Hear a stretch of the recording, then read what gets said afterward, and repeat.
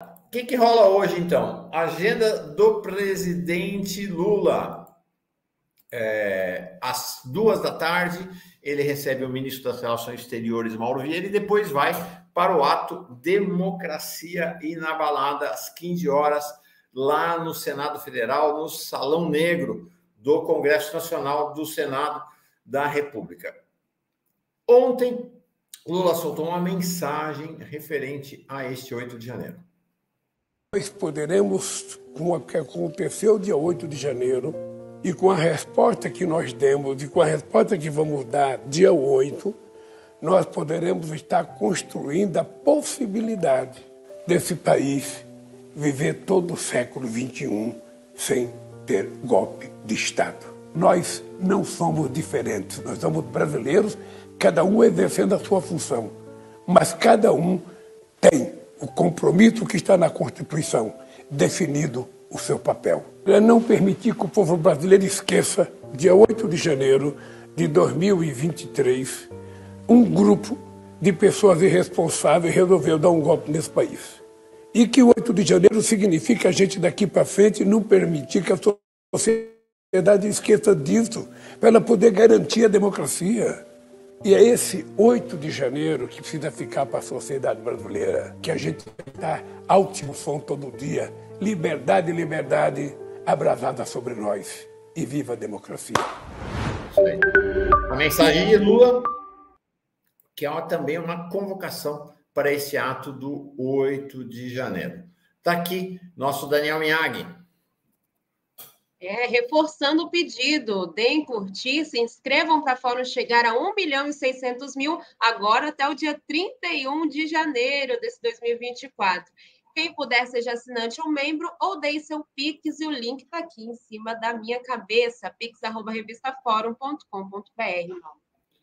Tá aí, quem é que vai estar lá no ato hoje às 15h?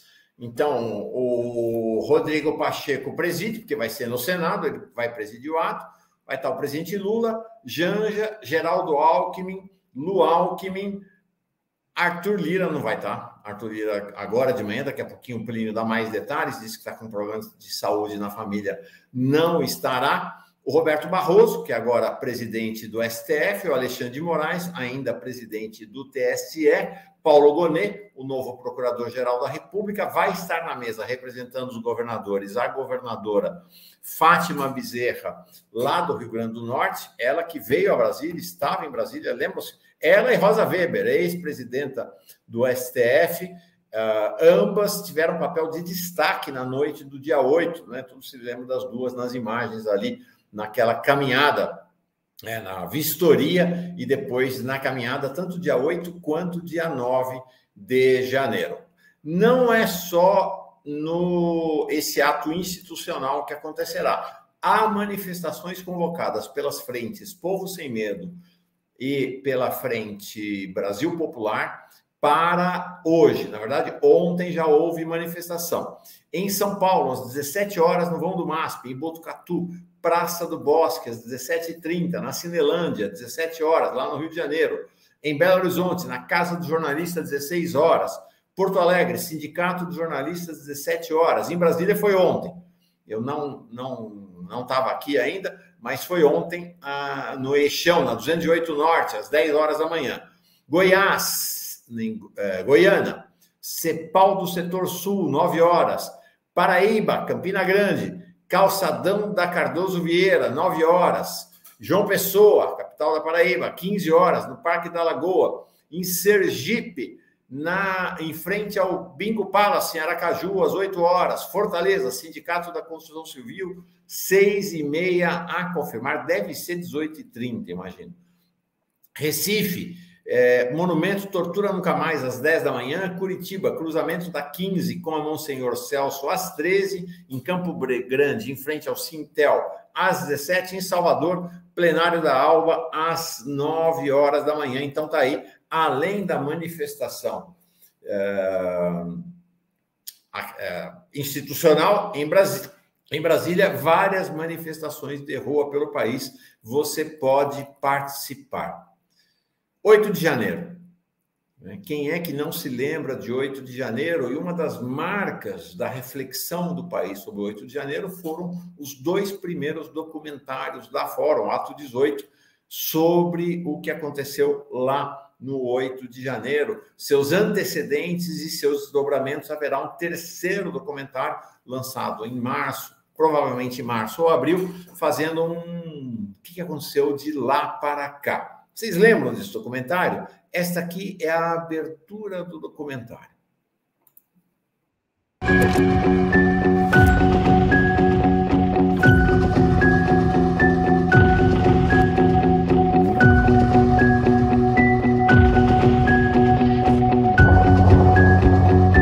Valeu esses quase 70 dias dentro do QG. O Brasil é dos brasileiros! Queremos novas eleições, limpeza nos 3 poderes. Nós somos maioria. Muita pedra, Atira muita pedra.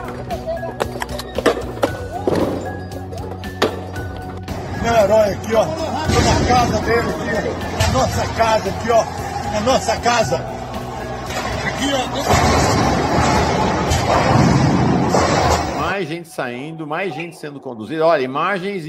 Aqui, ó, vocês estão vendo ali o nome Henrique Rodrigues, é porque ele está lá de Portugal, tem um cabelinho dele aparecendo ali no canto, mostrando as imagens, então, desta fonte do Henrique e da Fórum, lá que integrava, não sei se ainda integra, os quadros do GSI, transmitindo ao vivo o que estava rolando dentro do Palácio do Planalto. Naquele momento estava eu e o Eduardo Meireles também ancorando aqui a cobertura. Vamos ver.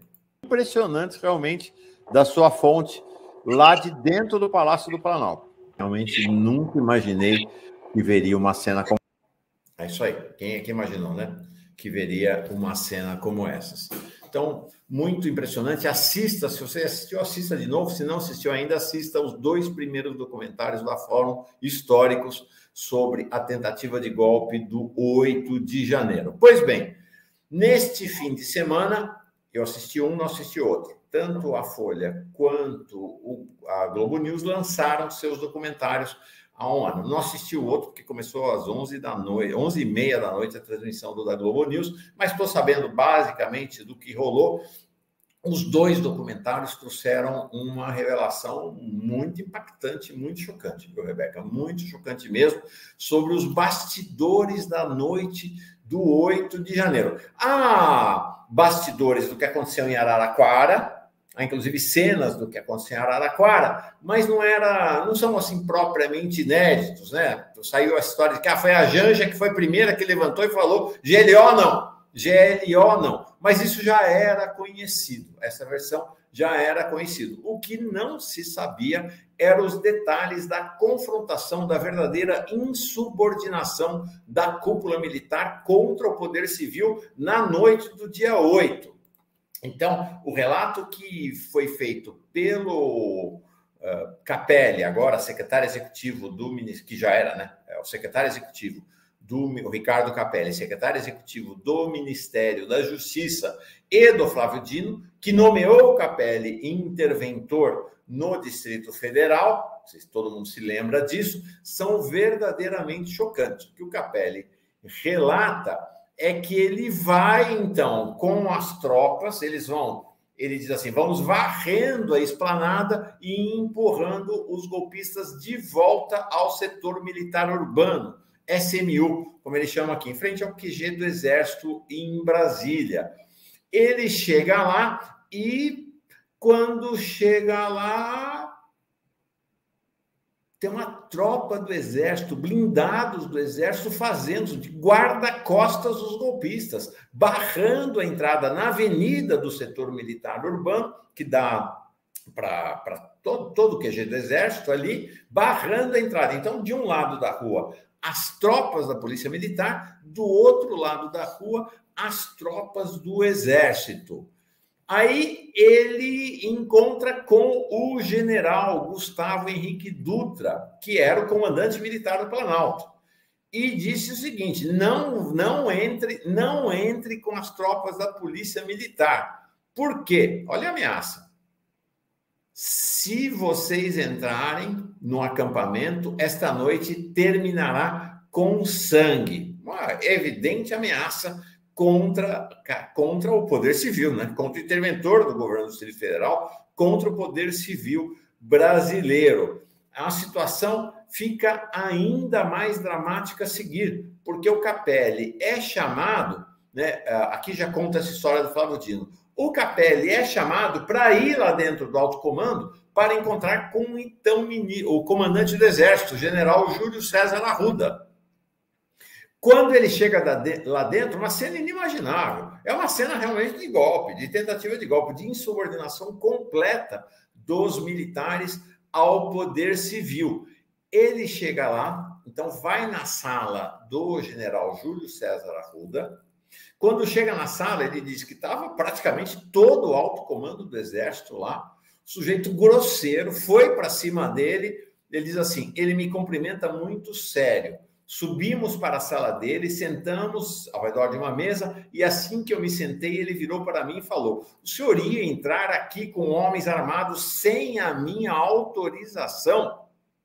E aí o Capelli diz, não, tenho ordens para cumprir, tenho ordens do ministro da Justiça, tenho ordens do presidente da República para cumprir, e o general diz, não vai cumprir não, não vai cumprir não. E ainda vira para aquele coronel Fábio Augusto, da Polícia Militar do Distrito Federal, né? Todo mundo sabe, depois ficou claro que ele era um dos ativos, né, na cumplicidade com os golpistas, e fala, eu acho que eu tenho um pouquinho mais de homens armados do que o senhor, coronel Fábio Augusto. Um clima tensíssimo, o Capelli acaba cedendo, sai, volta para esperar o Flávio Dino. Aí o Flávio Dino chega, não tem imagem do Flávio Dino chegando lá, o Flávio Dino chega junto com o Rui Costa e com o ministro da Defesa, eu e os nomes, né? Chega lá com o ministro da Defesa e o Zé Múcio, tá? E olha a descrição que o Flávio Dino faz, muito impactante. Eu chego na altura em que o Capelli havia me dito que a PM estava, ou seja, lá na frente, né? Quando me viro, vejo a polícia do Exército. Espera aí, eu tenho até o texto aqui para a gente acompanhar junto. Tá aqui, né? Então tá lá. Vocês imaginam o que é o Capelli, sobe lá com esse Fábio Augusto, chega lá, tá ao redor da mesa. Esse aqui não é o atual alto comando do Exército, mas esse primeiro é o Júlio César Arruda, que era do alto comando do Exército no tempo do Bolsonaro. Importante que se diga isso. Só que, ó, eu chego na altura em que o Capelli havia me dito que a PM estava. Quando eu me viro, vejo a polícia do Exército em formação, 2 ou 3 linhas, mas não de frente para acampamento, de frente para a PM. Eu vi também os blindados do Exército se locomovendo, saindo de vias e se agrupando ali com soldados aparatados como se fossem para um combate. E aí o Flávio Dino complementa, né? Essa cena, vocês lembram? Não tem muitas imagens, inclusive, dessa cena, daquele momento. Não tem muitas fotos, não. Tá? Aí ele diz o seguinte, que ele vai, então, conduzido a uma sala em que estavam vários militares. Provavelmente é a sala do general Júlio César Arruda, então, comandante do Exército, com os outros integrantes do alto comando do Exército, onde o Capelli havia estado. Aí eu digo para o comandante, para o Júlio César, comandante, nós vamos cumprir o que a lei manda. E ele diz, não, não vão. Ou seja, uma insubordinação aberta dos militares ao poder civil, impressionante realmente o que aconteceu, eles foram guarda-costas de golpistas, e nós vamos ver depois nas entrevistas do José Múcio, do ministro da Defesa, que ele fala abertamente, não tem sutileza nenhuma. Não, tinha muitos integrantes, tinha muitos membros da família militar. O que é a família militar? A família militar é um conceito que eles têm, de que assim, o militar é ele e sua família. Então, as esposas, os filhos, os tios, os sobrinhos, todos compõem o que eles chamam de família militar, que é uma extensão militar, é uma extensão dos próprios militares. E tinha várias dessas pessoas, da tal família militar, no acampamento. Várias. O que está falando sou eu, quem fala isso é o próprio José Múcio. E aí os militares funcionam como guarda-costas desta turma para fazer com que todos esses pudessem fugir. Então, os militares só autorizam a entrada da PM lá às 6 da manhã do dia 9, e aí só tem bagrinho, que é o que a gente viu ser preso, né, que são aqueles que o Zé Múcio e o Bolsonaro e essa turma toda vai dizer que são senhoras com bíblias, homens, jovens e tal. Então, todos os peixes grandes já tinham saído com a proteção do comando militar. O fato é que os militares estiveram à frente do golpe de 1964, estiveram atrás do golpe como suporte explícito ao golpe de 2016 e, mais uma vez, no suporte ao golpe de agora. Então, a presença ou a onipresença militar é uma constante na República Brasileira e ela continua e eles não serão punidos, não serão punidos. Ontem, inclusive, a deputada Jandira Fegali, todos se lembram, participou da CPMI do 8 de janeiro, né? Ela lembrou, olha, na CPMI a gente indiciou. Ela disse assim, ela soltou isto ontem, no começo da tarde. É verdade que para punir os militares de 8 de janeiro, antes precisamos saber quem são os culpados. Então segue uma lista, ou seja, todo mundo sabe quem são os culpados, né? Segue uma lista, tem de general a sargento, os militares indiciados pelo relatório final da CPMI do golpe, incluindo seu comandante em chefe. Seu envolvimento com os atos antidemocráticos está mais do que demonstrado. No entanto, estão todos livres, leve e soltos. Está aí a lista. Jair Messias Bolsonaro, Tenente Coronel Mauro César Cid, esse é o único que está pagando, ele não, né? O sargento lá e o coronel também, pagando o pato. General Braga Neto, General Augusto Heleno, General Luiz Eduardo Ramos Batista Pereira, esse número 4 aí.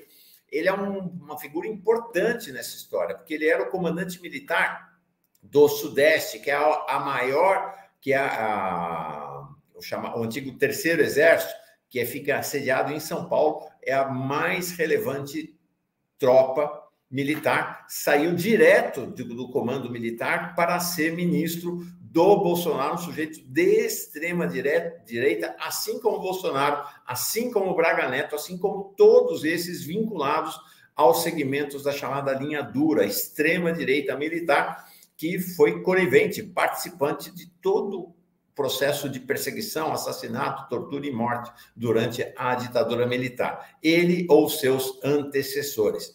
Inclusive, o Heleno era braço direito, era chefe de gabinete do general Silvio Frota, que foi um dos grandes responsáveis pela estrutura da repressão durante a ditadura. Então, vamos lá. Número 5, o general Luiz... Não, número 5... Não, está errado aqui, é o Luiz Eduardo. Número 5 é o Paulo Sérgio Nogueira de Oliveira, que foi comandante do Exército e ministro da Defesa do Bolsonaro, que participou da montagem de todo o golpe. Ele foi quem fez a pressão no TSE contra o processo eleitoral em 2022. A turma toda está solta, não tem nada. Depois temos mais. Almirante Almir Garnier Santos, de extremíssima direita, foi comandante da Marinha. General Marco Antônio Freire Gomes, general da reserva Ridalto Lúcio Fernandes, coronel Antônio Alcio Franco, e aí o sargento Luiz Marcos dos Reis e coronel Jean Lawande Júnior, esses aí tiveram alguma punição até o momento. Então, esse é um processo, eles sem punição, isso é um risco para a democracia. Não temos uma democracia inabalada, temos uma democracia fraturada e sob constante risco. Este que fala isso, houve várias entrevistas esse fim de semana a respeito do 8 de janeiro. Quem deu várias dessas entrevistas foram dadas, quem deu várias entrevistas foi o José Múcio, ministro da Defesa. Olha isso aqui. Eram senhoras, crianças, rapazes, moças, como se fosse um grande piquenique, um arrastão em direção à Praça dos Três Poderes. É muito chocante. É muito chocante essa posição do José Múcio. Foi um movimento de vândalos, financiado por empresários irresponsáveis. O uso do adjetivo irresponsável é absurdo, entendeu? Absurdo. Inclusive, o presidente Lula usa esse adjetivo algumas vezes. Não tem nada de responsável, não é irresponsável. São responsáveis pelo que fizeram. Então, Zé Múcio aí, passando pano para eles, houve inclusive uma confrontação entre Zé Múcio e Flávio Dino no dia 8, que o Zé Múcio estava lá passando pano. Vocês lembram que o Zé Múcio dizia que tinha até parente dele nos acampamentos? Gente, os acampamentos são ilegais. Aqueles acampamentos que aconteceram na frente dos comandos do Exército são acampamentos ilegais. Os militares não apenas permitiram, como incentivaram, convocando a chamada família militar para estar presente no acampamento. O acampamento tinha banheiro químico dado pelos comandos militares, tinha água dada pelos comandos militares, tinha proteção dos comandos militares. Os militares participaram ativamente. Os acampamentos de 2022 são a gênese, o germe, o início do 8 de janeiro. E os militares participaram ativamente desses acampamentos. José Dirceu disse esse domingo, num artigo que ele publicou, tem outra. Não se pode registrar a história do 8 de janeiro, o dia da infâmia, sem cobrar a responsabilidade das Forças Armadas e de seus chefes e cadeia de comando. Não dá para passar pano, não dá para passar pano. A posição do presidente Lula e a dos chefes institucionais do país é a mesma. Eles estão tentando jogar a responsabilidade unicamente para o Bolsonaro. Foram entrevistas tanto do Lula quanto do Gilmar Mendes esse fim de semana. É claro que o Bolsonaro é responsável.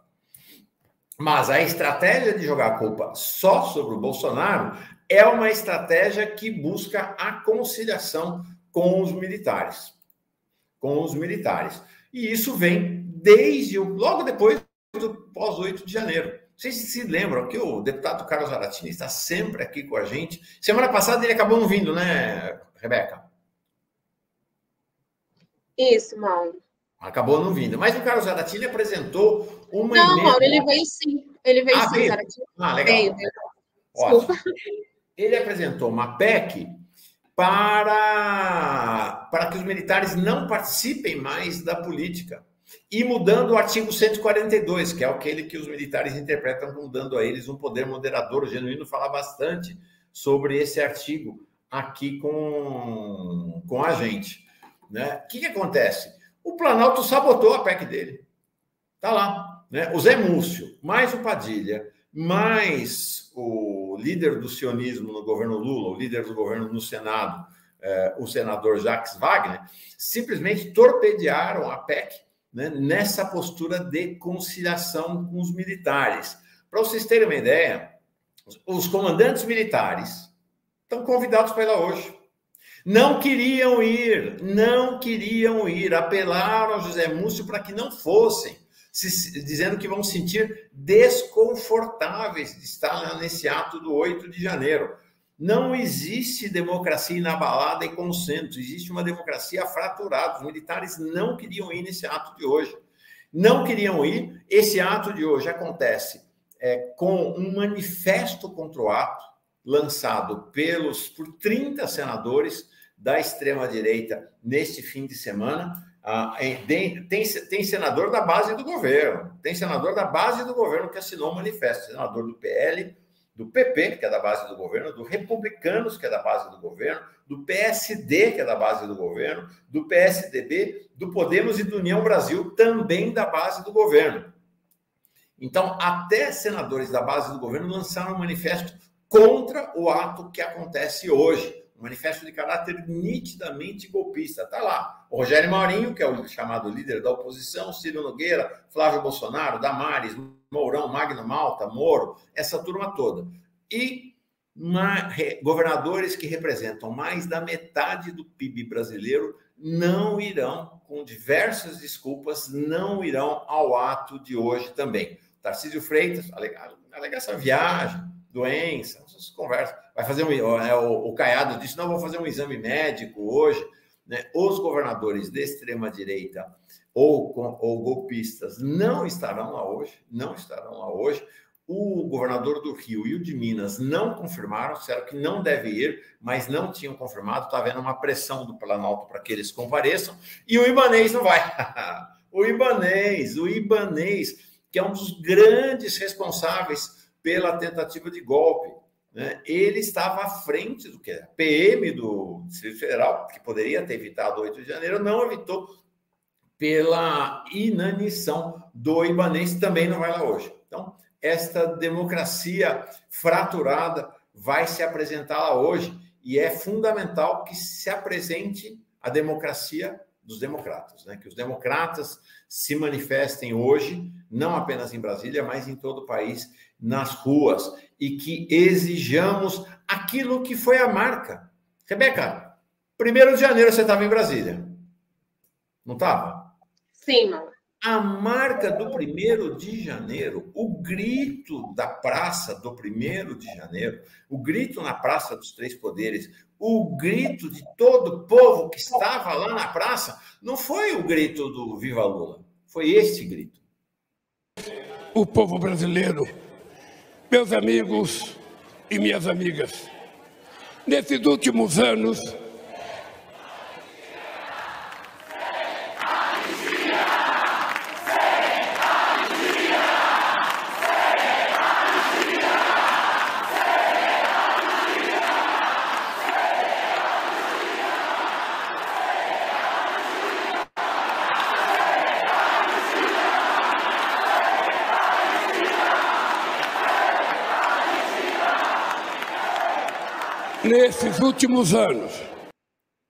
a condução que o Poder Executivo, Legislativo e Judiciário estão dando ao pós-8 de janeiro representa, na prática, uma traição a esse grito sem anistia. Você gritou sem anistia lá, Rebeca?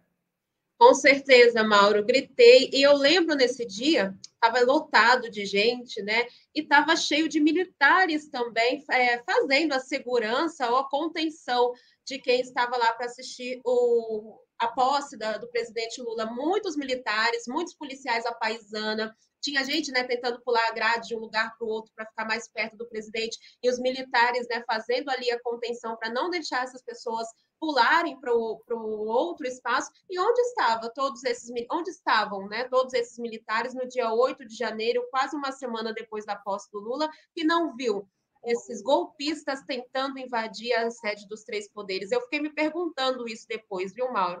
E quando você trouxe essa notícia aí de dos governadores que não vão participar hoje da sessão, me lembrou daquele deputado, para a gente saber, analisar aqui como a extrema-direita age, daquele deputado que faltou, o deputado Fernando Rodolfo, do PL, que faltou no enterro do pai dele, você lembra? Para presidir a comissão contra o casamento homoafetivo na Câmara. Então, olha só, né, ali, como eles priorizam as questões. Quando é para votar contra o povo, eles não ligam nem para a morte do pai, para a morte dos parentes, mas quando é para defender a democracia, defender o povo, eles arrumam essas desculpas aí que você nos trouxe.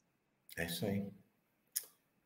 Gente, pois o grito do povo na praça sem anistia não tinha tido 8 de janeiro, o grito foi dia 1 de janeiro. Mas o grito era: não tem anistia para quem tentou, para quem fez o que fez durante a Covid.